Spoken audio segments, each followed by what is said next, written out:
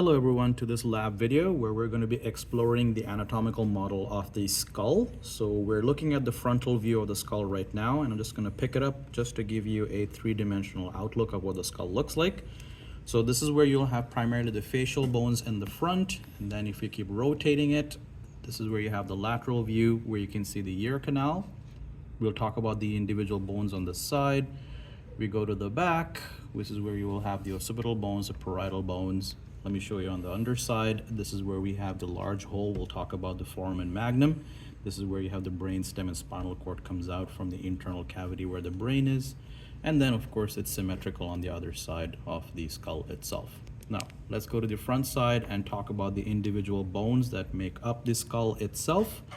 And we'll use the labels on the model just so that we can follow along what we're looking at. On the front, we have this bone labeled A. This goes all the way on the outside. This is called the frontal bone. This is pretty much paralleling the frontal lobe of the brain itself, protecting that. So a lot of these bones that you find on the cranial side reflect the names that you have with the lobes of the brain. So the one in the front here is called the frontal bone. If we work our way down to the side here, this is where we'll find the bone labeled B. This is going along the cheekbone, so what we call the zygomatic bone. Again, we have two of them, one on the left-hand side, one on the right-hand side. We work our way down to bone labeled C. This is your lower jaw, called the mandible bone. This is the only movable bone on your skull. This is the one that can actually move around this joint right here, called the TMJ, or temporomandibular joint. Working our way down to bone labeled D. This is again one of the cranial bones, very close to the temporal lobe of the brain, hence the name temporal bone itself. Again, we have two of them, one on the left-hand side, one on the right-hand side. Working way down to the bone labeled E, this guy right here. So now we're in the posterior portion of the skull. This is covering the occipital lobe of the brain itself, so hence the name occipital bone.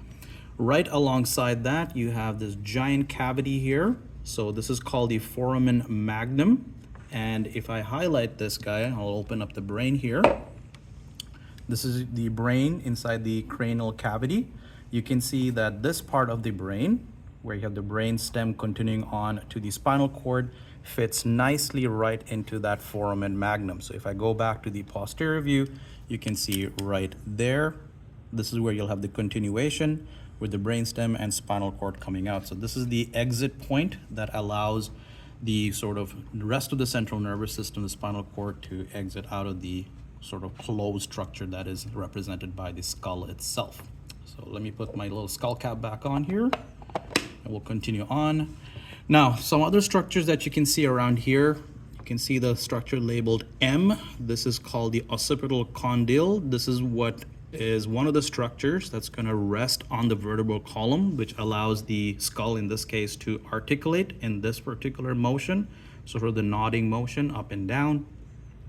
Working our way down from label M to label N, we are now in the upper jaw on the inside of the mouth. This is called the palatine bone. This is what makes up the hard palate, which is the anterior portion of the jaw itself, the upper jaw. And then what other bones do we have here? Of course, I missed a few, but let's go to the front now.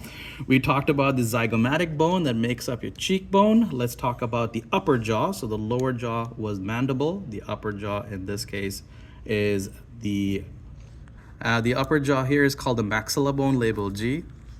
And then let's work our way now into one of the more complex structures of the skull, and that is going to be the orbits. This is what houses the eye itself. So you'd have the eyeball inside here. This is made up of many different bones that are coming together to make this complex structure. So before we individually label the bones, you can see all the way in the back, there's a little cavity there. That's where your optic nerve would be exiting into the skull itself, eventually connecting with the occipital lobe, where you find the primary visual cortex. But let's go through the bones that make up the orbit itself. So again, we have the maxilla bone, we have the zygomatic bone. This is primarily found on the bottom portion of the orbit. If you go on the inside, you see there are two more bones labeled here. The H is the lacrimal bone. This is where you'll find your tear duct associated with it. Further posterior to that labeled I is the ethmoid bone. And then all the way in the back, not labeled here, is the sphenoid bone. This is a very complex bone. It has that bat-shaped structure we talk about in class. So if I show it to you from the inside, maybe you can appreciate the sphenoid bone structure itself. So I'm just going to move the brain over to the side here. But this bat-like structure that you see, these are the wings that will be represented. This all is part of the sphenoid bone. It extends from the back of the orbit to the sides, going up to the temples of the head itself. This little foramen here, the fossa here, is where you would have the pituitary gland. This is the exit points for the optic nerve. So the sphenoid bone is